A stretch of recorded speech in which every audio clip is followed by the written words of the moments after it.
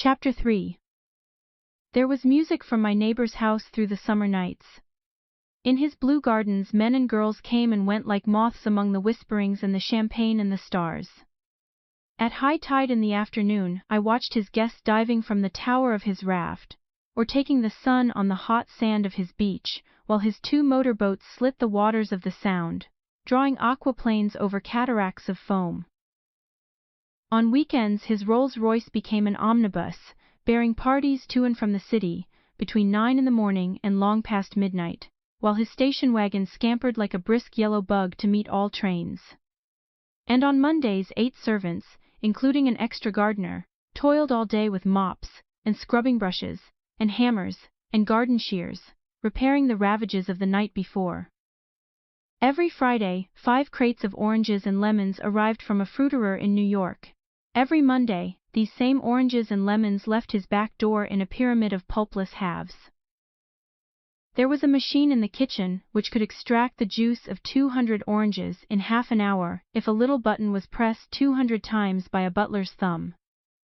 At least once a fortnight, a corps of caterers came down with several hundred feet of canvas and enough colored lights to make a Christmas tree of Gatsby's enormous garden. On buffet tables, garnished with glistening hors d'oeuvre, spiced, baked, hams, crowded against salads of harlequin designs and pastry pigs and turkeys bewitched to a dark gold. In the main hall, a bar with a real brass rail was set up, and stocked with gins and liquors, and with cordials, so long forgotten, that most of his female guests were too young to know one from another. By 7 o'clock the orchestra has arrived, no thin 5-piece affair, but a whole pitful of oboes and trombones and saxophones and viols and cornets and piccolos, and low and high drums. The last swimmers have come in from the beach now, and are dressing upstairs. The cars from New York are parked 5 deep in the drive, and already the halls and salons and verandas are gaudy with primary colors, and hair bobbed in strange new ways, and shawls beyond the dreams of Castile. The bar is in full swing, and floating rounds of cocktails permeate the garden outside, until the air is alive with chatter and laughter, and casual innuendo and introductions forgotten on the spot, and enthusiastic meetings between women who never knew each other's names. The lights grow brighter as the earth lurches away from the sun, and now the orchestra is playing yellow cocktail music, and the opera of voices pitches a key higher. Laughter is easier minute by minute, spilled with prodigality, tipped out at a cheerful word. The groups change more swiftly, swell with new arrivals, dissolve and form in the same breath. Already there are wanderers, confident girls who weave here and there among the stouter and more stable, become for a sharp, joyous moment the center of a group, and then, excited with triumph, glide on through the sea change of faces and voices and color under the constantly changing light. Suddenly, one of these gypsies, in trembling opal, seizes a cocktail out of the air, dumps it down for courage and moving her hands like Frisco, dances out alone on the canvas platform. A momentary hush. The orchestra leader varies his rhythm obligingly for her, and there is a burst of chatter as the erroneous news goes around that she is Gilda Gray's understudy from the Follies. The party has begun. I believe that on the first night I went to Gatsby's house, I was one of the few guests who had actually been invited. People were not invited, they went there. They got into automobiles which bore them out to Long Island, and somehow, they ended up at Gatsby's door. Once there, they were introduced by somebody who knew Gatsby, and after that they conducted themselves according to the rules of behavior associated with an amusement park. Sometimes they came and went, without having met Gatsby at all, came for the party with a simplicity of heart that was its own ticket of admission. I had been actually invited. A chauffeur in a uniform of robin's egg blue crossed my lawn early that Saturday morning with a surprisingly formal note from his employer. The honor would be entirely Gatsby's, it said, if I would attend his little party that night. He had seen me several times and had intended to call on me long before, but a peculiar combination of circumstances had prevented it. Signed J. Gatsby, in a majestic hand. Dressed up in white flannels, I went over to his lawn a little after 7, and wandered around rather ill at ease among swirls and eddies of people I didn't know, though here and there was a face I had noticed on the commuting train. I was immediately struck by the number of young Englishmen dotted about. All well dressed, all looking a little hungry, and all talking in low, earnest voices to solid and prosperous Americans. I was sure that they were selling something: bonds or insurance or automobiles.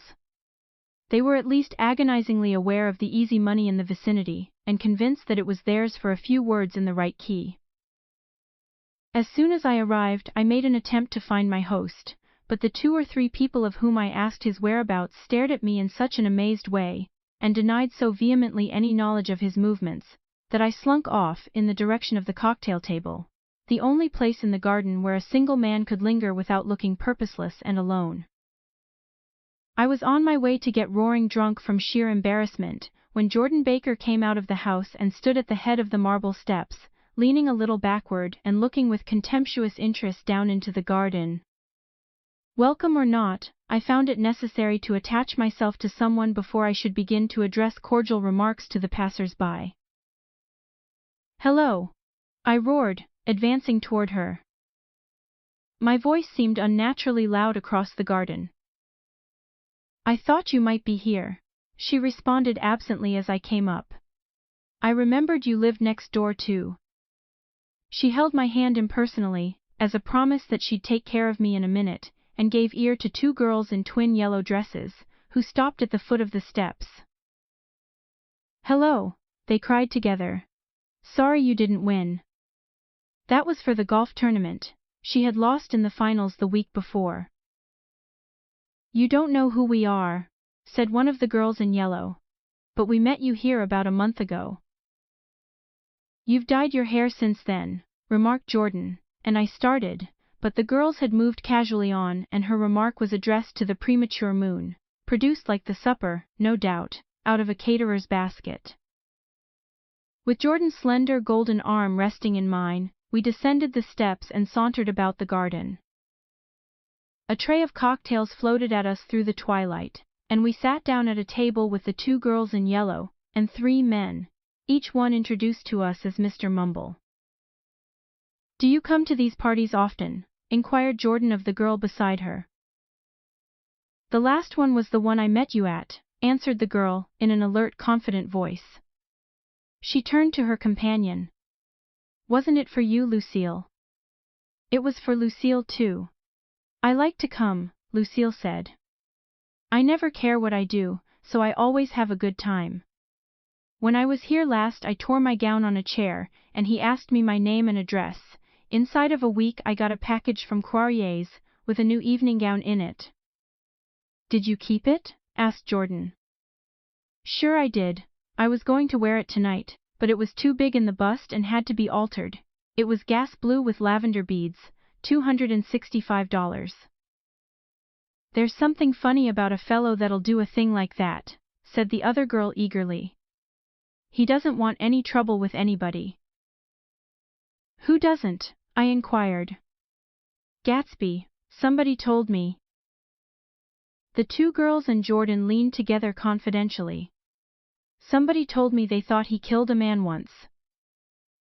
A thrill passed over all of us. The 3 Mr. Mumbles bent forward and listened eagerly. "I don't think it's so much that," argued Lucille skeptically. "It's more that he was a German spy during the war." One of the men nodded in confirmation. "I heard that from a man who knew all about him, grew up with him in Germany," he assured us positively. "Oh no," said the first girl. "It couldn't be that, because he was in the American Army during the war." As our credulity switched back to her, she leaned forward with enthusiasm. "You look at him sometimes when he thinks nobody's looking at him. I'll bet he killed a man." She narrowed her eyes and shivered.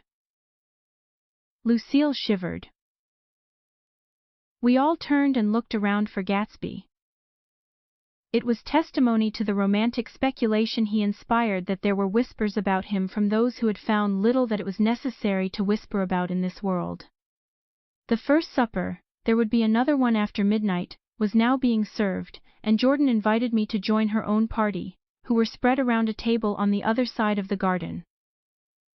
There were 3 married couples, and Jordan's escort, a persistent undergraduate given to violent innuendo, and obviously under the impression that sooner or later, Jordan was going to yield him up her person, to a greater or lesser degree. Instead of rambling, this party had preserved a dignified homogeneity, and assumed to itself the function of representing the staid nobility of the countryside. East Egg condescending to West Egg, and carefully on guard against its spectroscopic gaiety. "Let's get out," whispered Jordan, after a somehow wasteful and inappropriate half-hour. "This is much too polite for me." We got up and she explained that we were going to find the host. I had never met him, she said, and it was making me uneasy. The undergraduate nodded in a cynical, melancholy way. The bar, where we glanced first, was crowded, but Gatsby was not there. She couldn't find him from the top of the steps, and he wasn't on the veranda.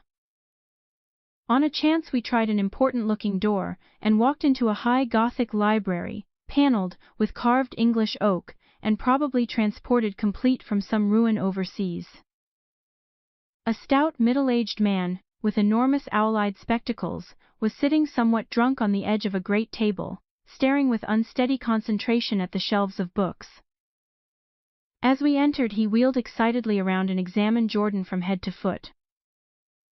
"What do you think?" he demanded impetuously. "About what?" He waved his hand toward the bookshelves. "About that. As a matter of fact, you needn't bother to ascertain." I ascertained. "They're real." "The books?" He nodded. "Absolutely real, have pages and everything. I thought they'd be a nice durable cardboard. Matter of fact, they're absolutely real. Pages and, here, let me show you." Taking our skepticism for granted, he rushed to the bookcases and returned with Volume 1 of the Stoddard Lectures. "See?" he cried triumphantly. "It's a bona fide piece of printed matter. It fooled me. This fella's a regular Velasco. It's a triumph. What thoroughness, what realism. Knew when to stop too, didn't cut the pages. But what do you want? What do you expect?" He snatched the book from me and replaced it hastily on its shelf, muttering that if one brick was removed, the whole library was liable to collapse. "Who brought you?" he demanded. "Or did you just come?" "I was brought. Most people were brought." Jordan looked at him alertly, cheerfully, without answering. "I was brought by a woman named Roosevelt," he continued. "Mrs. Claude Roosevelt. Do you know her? I met her somewhere last night. I've been drunk for about a week now, and I thought it might sober me up to sit in a library." "Has it?" "A little bit, I think. I can't tell yet. I've only been here an hour. Did I tell you about the books? They're real. They're..." "You told us." We shook hands with him gravely and went back outdoors. There was dancing now on the canvas in the garden.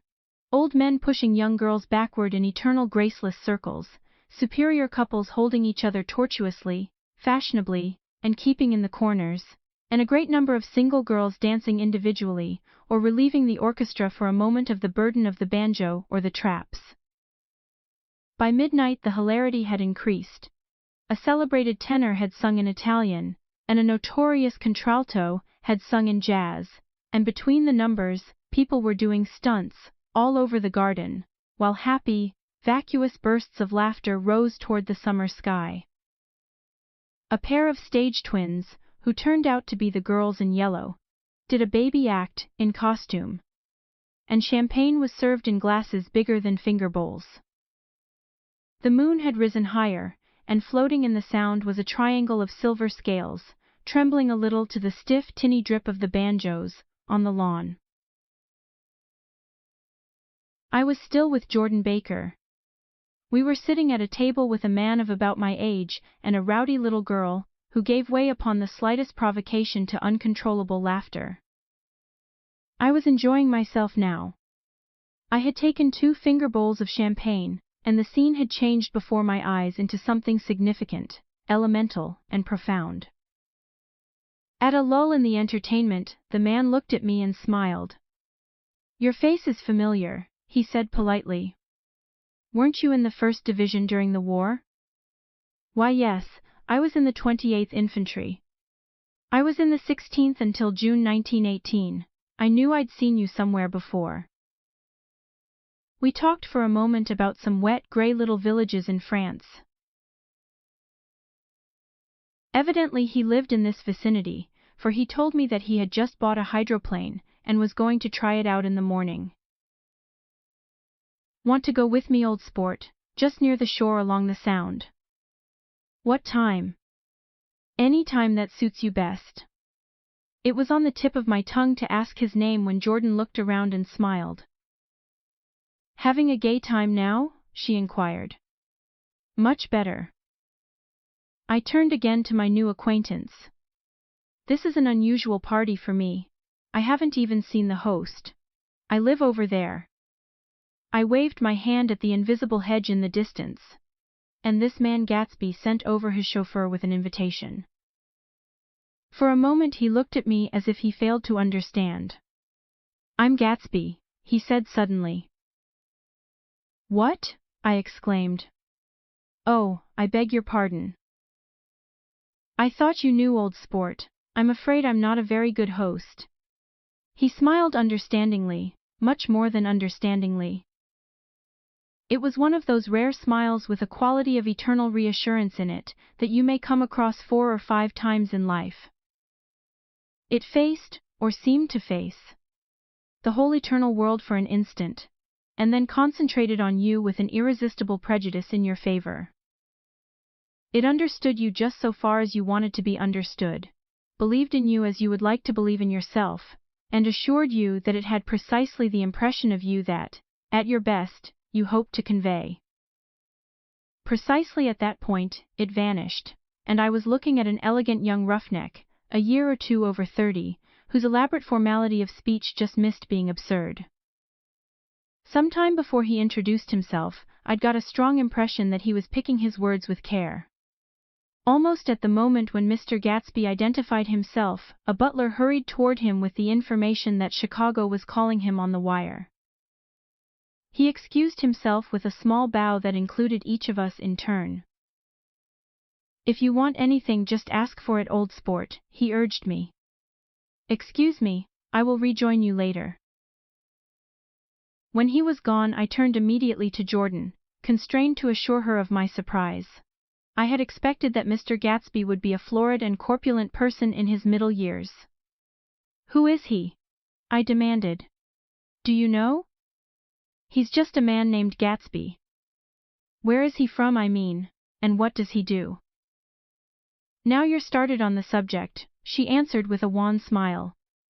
"Well, he told me once he was an Oxford man." A dim background started to take shape behind him, but at her next remark it faded away. "However, I don't believe it." "Why not?" "I don't know," she insisted. "I just don't think he went there." Something in her tone reminded me of the other girls.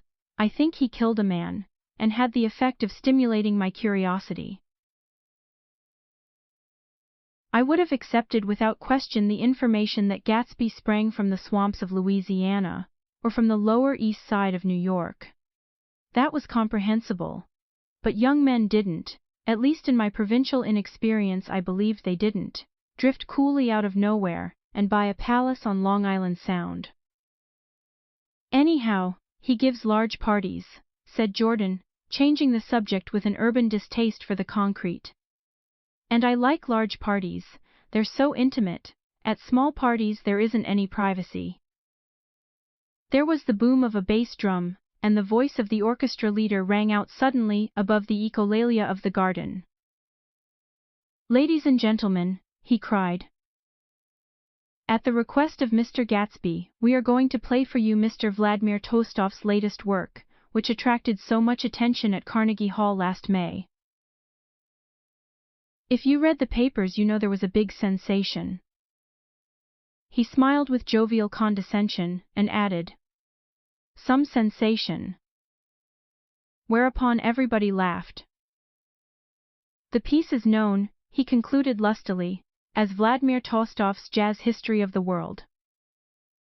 The nature of Mr. Tolstoy's composition eluded me, because just as it began my eyes fell on Gatsby, standing alone on the marble steps and looking from one group to another with approving eyes. His tanned skin was drawn attractively tight on his face, and his short hair looked as though it were trimmed every day. I could see nothing sinister about him. I wondered if the fact that he was not drinking helped to set him off from his guests, for it seemed to me that he grew more correct as the fraternal hilarity increased.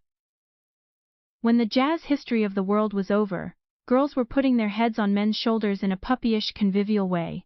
Girls were swooning backward playfully into men's arms, even into groups, knowing that someone would arrest their falls, but no one swooned backward on Gatsby, and no French bob touched Gatsby's shoulder, and no singing quartets were formed, with Gatsby's head for one link. "I beg your pardon." Gatsby's butler was suddenly standing beside us. "Miss Baker?" he inquired. "I beg your pardon, but Mr. Gatsby would like to speak to you alone." "With me?" she exclaimed in surprise. "Yes, madame." She got up slowly, raising her eyebrows at me in astonishment, and followed the butler toward the house. I noticed that she wore her evening dress, all her dresses, like sports clothes. There was a jauntiness about her movements, as if she had first learned to walk upon golf courses on clean, crisp mornings. I was alone, and it was almost 2. For some time confused and intriguing sounds had issued from a long, many-windowed room which overhung the terrace. Eluding Jordan's undergraduate, who was now engaged in an obstetrical conversation with 2 chorus girls, and who implored me to join him, I went inside. The large room was full of people.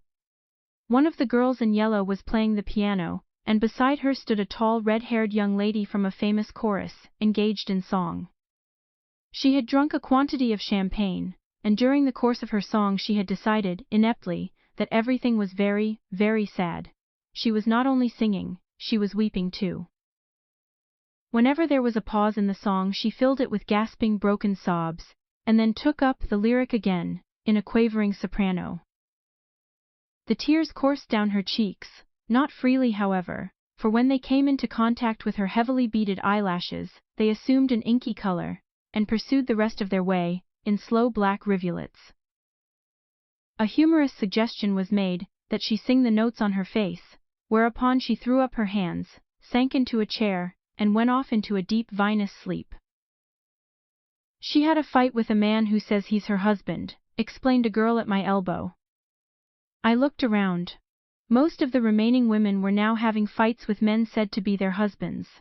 Even Jordan's party, the quartet from East Egg, were rent asunder by dissension. One of the men was talking with curious intensity to a young actress, and his wife, after attempting to laugh at the situation in a dignified and indifferent way, broke down entirely and resorted to flank attacks. At intervals she appeared suddenly at his side, like an angry diamond, and hissed, "You promised," into his ear. The reluctance to go home was not confined to wayward men. The hall was at present occupied by 2 deplorably sober men and their highly indignant wives. The wives were sympathizing with each other in slightly raised voices. "Whenever he sees I'm having a good time he wants to go home. Never heard anything so selfish in my life. We're always the first ones to leave." "So are we." "Well, we're almost the last tonight," said one of the men sheepishly. "The orchestra left half an hour ago." In spite of the wives' agreement that such malevolence was beyond credibility, the dispute ended in a short struggle, and both wives were lifted, kicking, into the night. As I waited for my hat in the hall, the door of the library opened and Jordan Baker and Gatsby came out together. He was saying some last word to her, but the eagerness in his manner tightened abruptly into formality, as several people approached him to say goodbye. Jordan's party were calling impatiently to her from the porch, but she lingered for a moment to shake hands. I've just heard the most amazing thing, she whispered. How long were we in there? Why, about an hour. It was, simply amazing, she repeated abstractedly. But I swore I wouldn't tell it, and here I am tantalizing you. She yawned gracefully in my face. Please come and see me, phone book, under the name of Mrs. Sigourney Howard. My aunt. She was hurrying off as she talked. Her brown hand waved a jaunty salute as she melted into her party at the door. Rather ashamed that on my first appearance I had stayed so late, I joined the last of Gatsby's guests, who were clustered around him. I wanted to explain that I'd hunted for him early in the evening and to apologize for not having known him in the garden. Don't mention it, he enjoined me eagerly. Don't give it another thought, old sport. The familiar expression held no more familiarity than the hand which reassuringly brushed my shoulder. And don't forget, we're going up in the hydroplane tomorrow morning, at 9 o'clock. Then the butler, behind his shoulder. Philadelphia wants you on the phone, sir. All right, in a minute, tell them I'll be right there, good night. Good night? Good night. He smiled, and suddenly there seemed to be a pleasant significance in having been among the last to go, as if he had desired it all the time. Good night, old sport. Good night. But as I walked down the steps, I saw that the evening was not quite over. 50 feet from the door, a dozen headlights illuminated a bizarre and tumultuous scene. In the ditch beside the road, right side up, but violently shorn of one wheel, rested a new coupe which had left Gatsby's drive not 2 minutes before. The sharp jut of a wall accounted for the detachment of the wheel, which was now getting considerable attention from half a dozen curious chauffeurs. However, as they had left their cars blocking the road, a harsh, discordant din from those in the rear had been audible for some time, and added to the already violent confusion of the scene. A man in a long duster had dismounted from the wreck and now stood in the middle of the road, looking from the car to the tire, and from the tire to the observers in a pleasant, puzzled way. See, he explained. It went in the ditch. The fact was infinitely astonishing to him, and I recognized first the unusual quality of wonder, and then the man. It was the late patron of Gatsby's library. How'd it happen? He shrugged his shoulders. I know nothing whatever about mechanics, he said decisively. But how did it happen? Did you run into the wall? Don't ask me, said Owl Eyes, washing his hands of the whole matter. I know very little about driving, next to nothing. It happened, and that's all I know. Well, if you're a poor driver, you oughtn't to try driving at night. But I wasn't even trying, he explained indignantly. I wasn't even trying. An odd hush fell upon the bystanders. Do you want to commit suicide? You're lucky it was just a wheel, a bad driver and not even trying. You don't understand, explained the criminal. I wasn't driving, there's another man in the car. The shock that followed this declaration found voice in a sustained ah-hee as the door of the coupe swung slowly open. The crowd, it was now a crowd, stepped back involuntarily, and when the door had opened wide, there was a ghostly pause. Then, very gradually, part by part, a pale dangling individual stepped out of the wreck, pawing tentatively at the ground with a large uncertain dancing shoe. Blinded by the glare of the headlights and confused by the incessant groaning of the horns, the apparition stood swaying for a moment, before he perceived the man in the duster. What's matter? He inquired calmly. Did we run out of gas? Look. Half a dozen fingers pointed at the amputated wheel. He stared at it for a moment, and then looked upward as though he suspected that it had dropped from the sky. It came off, someone explained. He nodded. At first I didn't notice we'd stopped. A pause. Then, taking a long breath and straightening his shoulders, he remarked in a determined voice. Wonder if tell me where there's a gas line station. At least a dozen men, some of them a little better off than he was, explained to him that wheel and car were no longer joined by any physical bond. Back out, he suggested after a moment. Put her in reverse. But the wheel's off. He hesitated. No harm in trying, he said. The caterwauling horns had reached a crescendo, and I turned away and cut across the lawn toward home. I glanced back once. A wafer of a moon was shining over Gatsby's house, making the night fine as before, and surviving the laughter and the sound of his still glowing garden. A sudden emptiness seemed to flow now from the windows and the great doors, endowing with complete isolation the figure of the host, who stood on the porch, his hand up in a formal gesture of farewell. Reading over what I have written so far, I see I have given the impression that the events of 3 nights several weeks apart were all that absorbed me.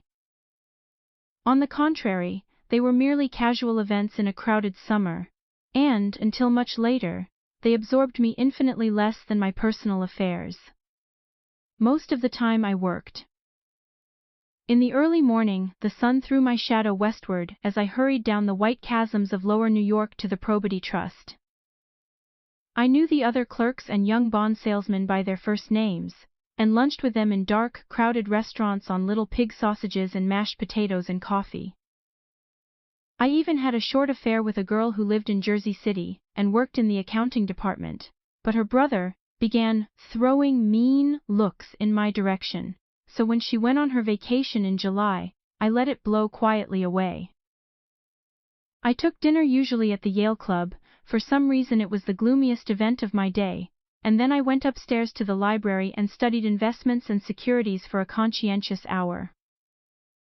There were generally a few rioters around, but they never came into the library, so it was a good place to work. After that, if the night was mellow, I strolled down Madison Avenue past the old Murray Hill Hotel, and over 33rd Street to the Pennsylvania Station. I began to like New York, the racy, adventurous feel of it at night, and the satisfaction that the constant flicker of men and women and machines gives to the restless eye. I liked to walk up Fifth Avenue and pick out romantic women from the crowd, and imagine that in a few minutes I was going to enter into their lives, and no one would ever know or disapprove. Sometimes, in my mind, I followed them to their apartments on the corners of hidden streets, and they turned and smiled back at me, before they faded through a door into warm darkness. At the enchanted metropolitan twilight, I felt a haunting loneliness sometimes, and felt it in others, poor young clerks who loitered in front of windows waiting until it was time for a solitary restaurant dinner, young clerks in the dusk, wasting the most poignant moments of night and life. Again at 8 o'clock, when the dark lanes of the 40s were lined 5 deep with throbbing taxicabs, bound for the theater district, I felt a sinking in my heart. Forms leaned together in the taxis as they waited, and voices sang, and there was laughter from unheard jokes, and lighted cigarettes made unintelligible circles inside. Imagining that I, too, was hurrying towards gaiety and sharing their intimate excitement, I wished them well. For a while I lost sight of Jordan Baker, and then in midsummer I found her again. At first I was flattered to go places with her, because she was a golf champion and everyone knew her name. Then it was something more. I wasn't actually in love, but I felt a sort of tender curiosity. The bored, haughty face that she turned to the world concealed something. Most affectations conceal something eventually, even though they don't in the beginning. And one day I found what it was. When we were on a house party together up in Warwick, she left a borrowed car out in the rain with the top down, and then lied about it. And suddenly I remembered the story about her that had eluded me that night at Daisy's. At her first big golf tournament, there was a row that nearly reached the newspapers, a suggestion that she had moved her ball from a bad lie in the semi-final round. The thing approached the proportions of a scandal, then died away. A caddy retracted his statement, and the only other witness admitted that he might have been mistaken. The incident and the name had remained together in my mind. Jordan Baker instinctively avoided clever, shrewd men, and now I saw that this was because she felt safer on a plane, where any divergence from a code would be thought impossible. She was incurably dishonest, she wasn't able to endure being at a disadvantage, and given this unwillingness, I suppose she had begun dealing in subterfuges when she was very young in order to keep that cool, insolent smile turned to the world and yet satisfy the demands of her hard, jaunty body. It made no difference to me. Dishonesty in a woman is a thing you never blame deeply. I was casually sorry, and then I forgot. It was on that same house party that we had a curious conversation about driving a car. It started because she passed so close to some workmen that our fender flicked a button on one man's coat. "You're a rotten driver," I protested. "Either you ought to be more careful, or you oughtn't to drive at all." "I am careful." "No, you're not." "Well, other people are," she said lightly. "What's that got to do with it?" "They'll keep out of my way," she insisted. "It takes two to make an accident. Suppose you met somebody just as careless as yourself." "I hope I never will," she answered. "I hate careless people. That's why I like you." Her gray sun-strained eyes stared straight ahead, but she had deliberately shifted our relations, and for a moment I thought I loved her. But I am slow-thinking and full of interior rules that act as brakes on my desires, and I knew that first I had to get myself definitely out of that tangle back home. I'd been writing letters once a week and signing them, "Love, Nick," and all I could think of was how, when that certain girl played tennis, a faint mustache of perspiration appeared on her upper lip. Nevertheless, there was a vague understanding that had to be tactfully broken off before I was free. Everyone suspects himself of at least one of the cardinal virtues, and this is mine. I am one of the few honest people that I have ever known.